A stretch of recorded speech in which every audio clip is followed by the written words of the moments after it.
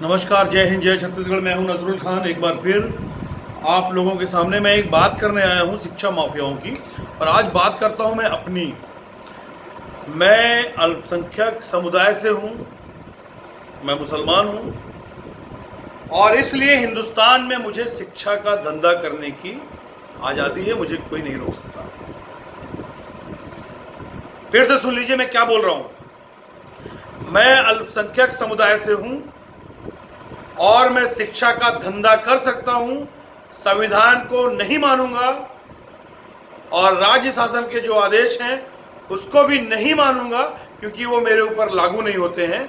और मैं शिक्षा को खुलेआम बेच सकता हूं, धंधा कर सकता हूं। अब आप ये बात बताइए कि मैंने जो बात कही है ये सच है या ये सही है या गलत है?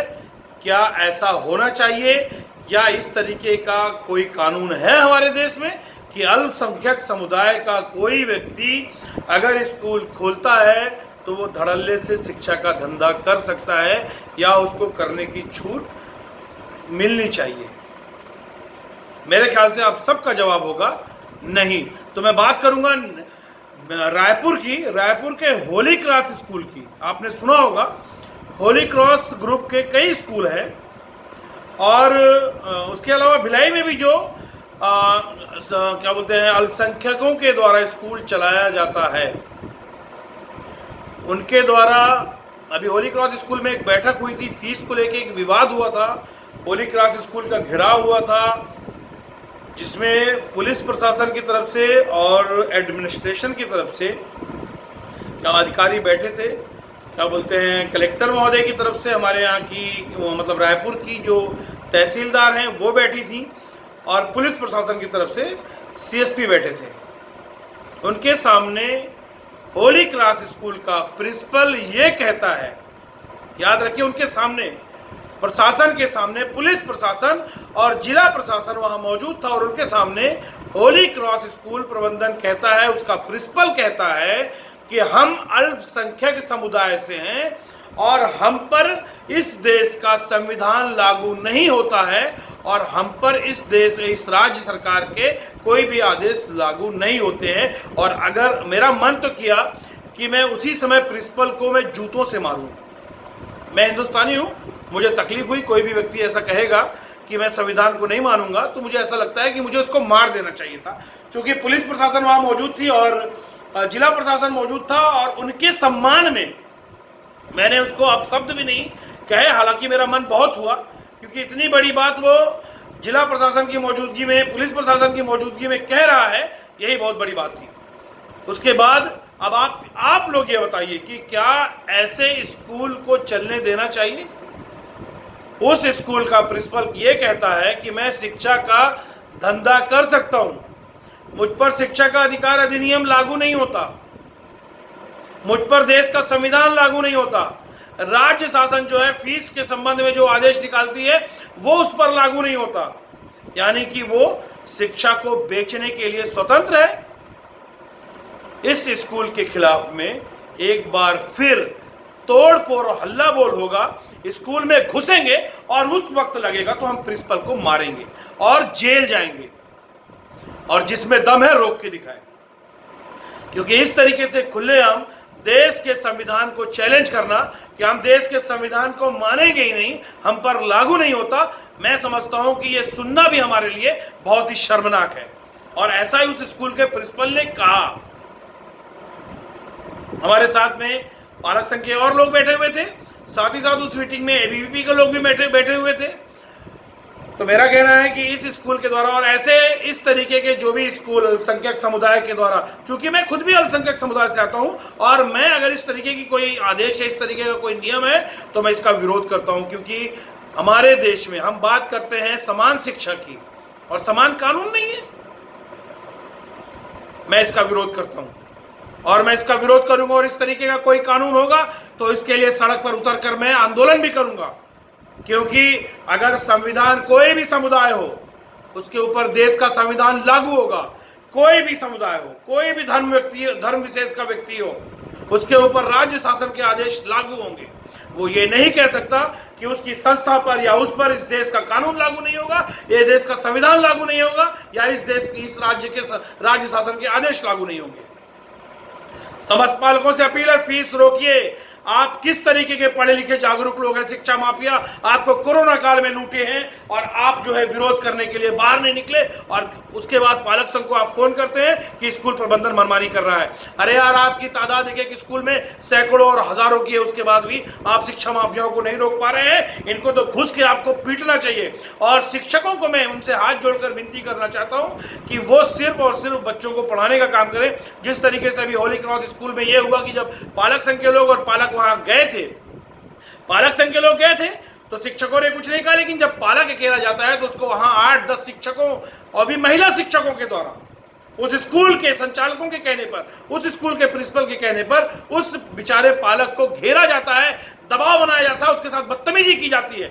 यानी कि आप महिला हैं और महिला शिक्षक हैं तो इसका मतलब आपको छूट नहीं है पालकों के साथ बेइज्जती या बदतमीजी करने का, उनकी बेइज्जती करने का, और इसका मुंह तोड़ जवाब दिया जाएगा। और कहीं ऐसा ना हो जाए कि उस स्कूल का एक पालक, एक छात्र आपकी बेइज्जती करने पे उतारू हो जाए। याद रखना, आपका सड़क पर चलना मुहाल हो जाएगा। आप शिक्षक हैं, हम आपका सम्मान करते हैं और हम चाहते हैं कि जो आपके लिए हमारे दिल में सम्मान है, उस सम्मान को आप रहने दीजिए। अगर आप फीस वसूली एजेंट की तरह काम करेंगे तो ये याद रखिएगा कि आपको भी स्कूल के संचालकों के जैसा हम दुत्कारेंगे और आपकी भी बेइज्जती सड़क पर हम करना शुरू कर देंगे। क्योंकि आपकी तादाद कितनी भी हो जाए, पालकों से ज्यादा नहीं हो सकती। ठीक है, तो मेरा आपसे हाथ जोड़कर विनती है, निवेदन है कि शिक्षा माफियाओं के और पालकों के बीच में आप मत आइए। हम शिक्षा माफियाओं से लड़ने के लिए स्वतंत्र। और पालकों को मैं एक बात कहना चाहता हूं कि आप लोगों को यार मतलब क्या है, आप लोग क्या सोचते हो कि भगवान कोई अवतार लेंगे और आपको शिक्षा माफियाओं की जो लूट हो रही है उससे निजात दिलाएंगे? आपने जिस निकम्मे और क्या बोलते हैं घटिया व्यक्ति को विधायक बनाया है वो तो आपके फेवर में बोलता ही नहीं है, वो तो शिक्षा माफियाओं के फेवर में बात करता है। तो इस तरीके की चीजें हो रही हैं और आप तैयारी कर लो। ऐसे निकम्मे लोगों को चुनाव में, अगले चुनाव में, आने वाले किसी भी चुनाव में हराने की तैयारी कर लो, उस विधायक को बदलने की तैयारी कर लो। और अगर नहीं बदले तो आपसे जैसा निकम्मा और देशद्रोही और राजद्रोही व्यक्ति कोई नहीं होगा, जो घर में बैठ के शिक्षा माफियाओं के खिलाफ रोते हैं, अव्यवस्था के खिलाफ रोते हैं, लेकिन उसको बदलने का प्रयास नहीं करते। और जो व्यक्ति, जो जनप्रतिनिधि, जो भ्रष्ट जनप्रतिनिधि उस कार्यों में संलिप्त होता है, उसको भी आप बदलने का प्रयास नहीं करते हैं। क्यों नहीं पकड़ते आप अपने विधायक की कॉलर कि हमने तुझे वोट दिया था इन शिक्षा माफियाओं से लड़ने के लिए, इन चिकित्सा माफियाओं से लड़ने के लिए। हमको नगर निगम में न लूटा जाए इसलिए तुमको वोट दिया, हमको अस्पतालों में न लूटा जाए इसलिए तुमको वोट दिया, हमारे सड़कों में करप्शन मत हो, भ्रष्टाचार मत हो, इसलिए तुमको हम वोट दिया। कहां गए आप लोग? और कहते हो कि हम लोग पढ़े लिखे जागरूक लोग हैं। आज की डेट में हमारे हिंदुस्तान में पढ़ा लिखा वर्ग का मतलब होता है नौकरी पेशा व्यक्ति, यानी नौकर व्यक्ति। और आपकी मानसिकता कैसी हो गई है कि जैसे अंग्रेजों ने आपकी मानसिकता बनाई है कि तुम गुलाम हो, गुलाम के जैसा सोचो, गलत का विरोध मत करो। पहले अंग्रेज हम पर हमारा शोषण करते रहे हैं, उसके बाद हमारे नेता कर रहे हैं, और 2 कौड़ी के शिक्षा माफिया जिनकी कोई औकात नहीं है। अगर पालक जो है एकजुट होकर उनकी ऐसी तैसी करने पे उतारू हो जाए तो इनको भागने के लिए रास्ता नहीं मिलेगा। देश की आजादी के समय देश की आबादी जो है 33 करोड़ थी। अगर 33 लाख लोग यानी 10% लोग भी एक दिन के लिए निकल जाते तो मैं समझता हूं कि एक दिन में हमारा देश आजाद हो जाता। लेकिन 90 साल लग गए हमको देश की आजादी की लड़ाई लड़ते लड़ते। इतने निकम्मे किस्म के लोग हमारे देश में रहते हैं कि गुलामी पसंद है, भ्रष्टाचार पसंद है, शोषण पसंद है, लेकिन उसके विरुद्ध आवाज उठाना पसंद नहीं है। लेकिन व्यवस्था सब चाहते हैं। इसलिए गलत चीजों का विरोध कीजिए। मर्द हैं और जिंदा हैं तो जिंदा होने का, मर्द होने का सबूत दीजिए। मैं नजरुल खान आप लोगों से विनती करता हूं कि ऐसा कोई भी स्कूल जो अल्पसंख्यक कहकर अपने आप को यह कहे कि हम पर देश का संविधान लागू नहीं होता है, विरोध कीजिए। और लगे तो उसके प्रिंसिपल को कॉलर से पकड़कर उसको सड़क पर लेके आइए और चप्पलों से पिटाई करिए। क्योंकि किसी को हम ये अधिकार नहीं देंगे कि वो खुलेआम ये कहे या करे हम हमारे देश के संविधान का अपमान करें। मेरा आप सबसे निवेदन है, शिक्षा माफियाओं को फीस देना बंद कीजिए। अपने बच्चों को स्कूल नहीं भेजना है आपको।